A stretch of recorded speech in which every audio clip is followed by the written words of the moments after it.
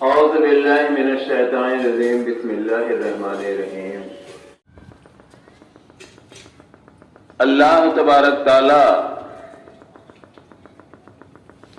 جب کسی بندے سے خوش ہوتا ہے،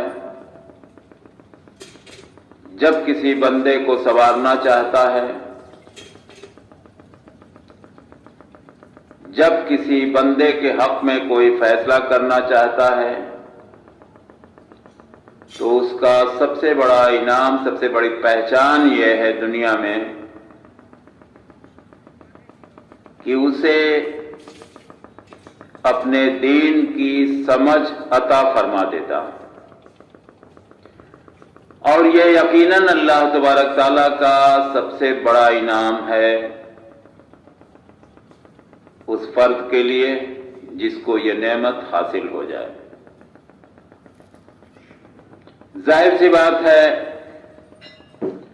عام طور پر دنیا میں کامیاب شخص اس کو سمجھا جاتا ہے جو کسی بڑے وحدے پہ فائز ہو، اچھی خاصی دولت حاصل کر لی ہو،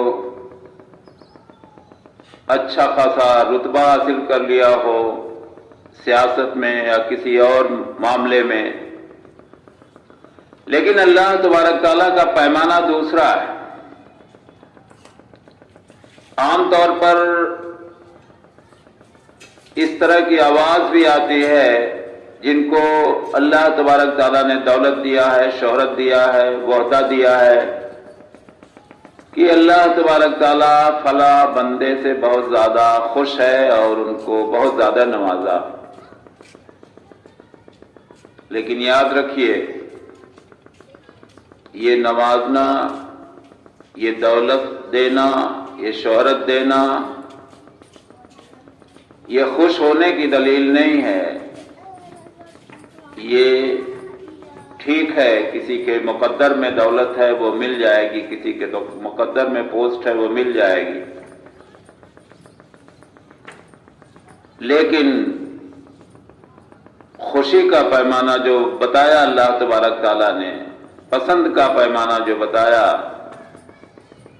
وہ دولت اور پوسٹ اور شہرت نہیں ہے۔ اگر اسی کو پیمانہ مان لیا جائے تو دنیا میں تمام غیر مسلم ایسے ہیں جن کے پاس اپار دولت ہے، اچھی اچھی پوسٹوں پر فائز ہیں، اچھے اچھے عہدے ان کے پاس ہیں۔ کیا یہی کامیابی ہے کہ اللہ تبارک تعالیٰ ان سے بہت زیادہ خوش ہیں؟ جی نہیں۔ اللہ تبارک تعالیٰ جس سے خوش ہوتا ہے اس کو دین کی سمجھ عطا کر دیتا۔ ہمارے آپ کے لیے سب سے بڑی خوشی کی بات، سب سے بڑی خوش قسمتی اس بات کی ہے کہ ہم کو آپ کو کم و سے کم مسلمان کے وہاں پیدا فرمایا۔ باوجود اس کے اگر ہم تھوڑی سی کوشش کر کے یہ چیز حاصل نہیں کر سکے تو یقیناً ہماری کوتاہی، ہماری نادانی، ہماری کمظرفی کہی جائے گی۔ لوگ نہ جانے کتنی محنت کر کے اپنے خاندان کو، اپنے ماں باپ کو، اپنے عزیز و اقارب کو چھوڑ کر یہ دولت حاصل کرنے کے لیے بےتاب ہیں، لیکن آج ہم مسلمانوں کا حال یہ ہے کہ مسلمان کے وہاں پیدا ہونے کے باوجود اسلام کے بارے میں قریب 80% لوگوں کی یہ پوزیشن ہے کہ وہ اسلام کے بارے میں، اسلام کی ABCD سے ناواقف ہے۔ وجہ کوئی دلچسپی ہی نہیں ہے، اس لیے کہ ان کو ہر چیز نقد چاہیے دنیا میں۔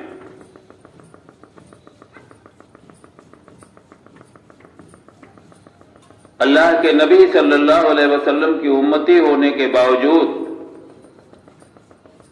ہم دعویٰ تو بڑا لمبا چوڑا کرتے ہیں محبتوں کا، لیکن اپنے دل و دماغ سے سوچئے اور پوچھئے اپنے آپ سے کہ ہم اللہ کے نبی صلی اللہ علیہ وسلم کو اس دن شرمندہ نہیں کریں گے؟ जिस दिन कुरान ये गवाही देगी, जबकि अल्लाह तबारक ताला ने फरमा दिया है कि ये कुरान सिर्फ दो तरह की गवाही देगी, या तो वो गवाही आपके फेवर में होगी या आपके इनकार में होगी। यानी जिसने कुरान को गले लगाया, जिसने कुरान के इल्म सीखा और सिखलाया और खुद उस पर अमल किया, उसके लिए उसके हक में वो गवाही देगी, और जिसने उसको सुनहले कपड़ों में बांध कर और तीजा 40वां को निकालने के बाद फिर उसको नॉट रीचेबल प्लेस पर रख दिया, उनसे तो कुरान अपना हिसाब लेगी।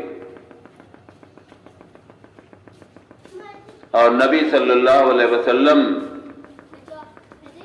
भी ऐसे लोगों के खिलाफ गवाही देंगे कि ऐ अल्लाह तबारक ताला, ये हमारी उम्मत के लोग जिनके पास मैंने तेरा सारा पैगाम पहुंचाया था, एक पैगाम भी छोड़ा नहीं था, एक ऐसा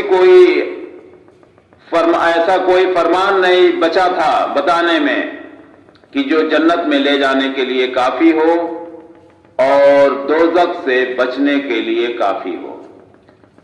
हमने तेरा दीन हूबहू अपने उम्मतियों तक, सारे आलम तक, सारे कौम के लोगों तक पहुंचाया।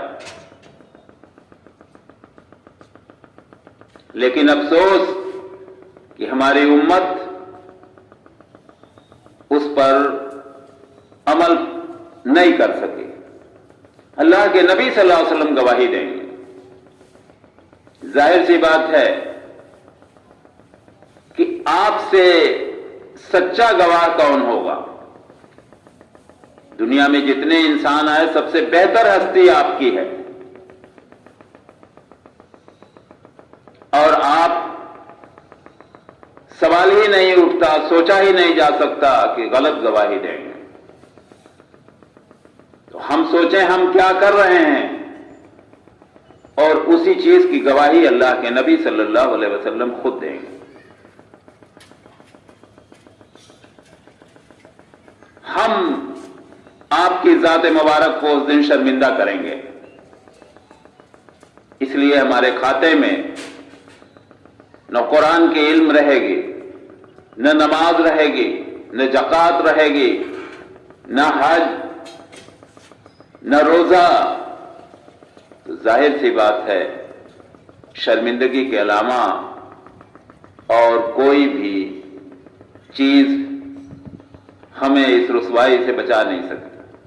हमें शर्मिंदा होना ही पड़ेगा और अपनी लानत मलानत करनी पड़ेगी। लेकिन उस दिन ना अफसोस करने से कोई बात बनने वाली है, ना लानत मलानत करने से कोई बात बनने वाली है, ना ही उस दिन कोई आपको आपकी हमारी कोई मदद करने वाला मिलेगा। इसलिए कि अल्लाह तबारक ताला ने साफ फरमा दिया है कि ए नबी सल्लल्लाहु अलैहि वसल्लम, आपकी सिफारिश हम जरूर सुनेंगे, लेकिन किनके बारे में आप सिफारिश करेंगे वो हम तय करेंगे। उसका फैसला हम करेंगे, यानी अल्लाह तबारक ताला करेगा। और अल्लाह तबारक ताला का फैसला उसी पर होना है जो उसने अपने कलाम मुकद्दस में फरमाया। वो भी अपने फैसले की खिलाफवर्जी नहीं कर सकता, वो भी अपने कहे हुए वादे से मुकर नहीं सकता। लिहाजा हम सबके लिए ये बड़ा ही इबरतनाक मौका है। हमें अपने आप से सवालात करना चाहिए कि आज हम किस मुकाम पर खड़े हैं, कहां खड़े हैं। क्या यही तालीम अल्लाह के नबी सल्लल्लाहु अलैहि वसल्लम ने दिया था?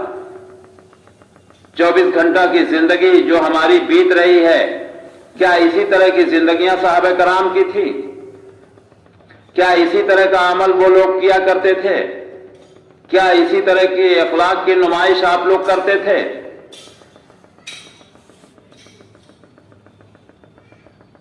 हम सबको इन सब चीजों पर गौर व फिक्र करना पड़ेगा। अगर ऐसा नहीं करेंगे तो यकीनन एक न एक दिन हमारी आपकी सख्त पकड़ होने वाली है। और याद रखिएगा, उस दिन कोई बहानेबाजी नहीं चलेगी। अल्लाह तबारक ताला से दुआ है कि हम सबको अल्लाह के नबी सल्लल्लाहु अलैहि वसल्लम के बताए हुए रास्ते पर चलकर सही मुसलमान बनने की तौफीक अता फरमाए। आमीन।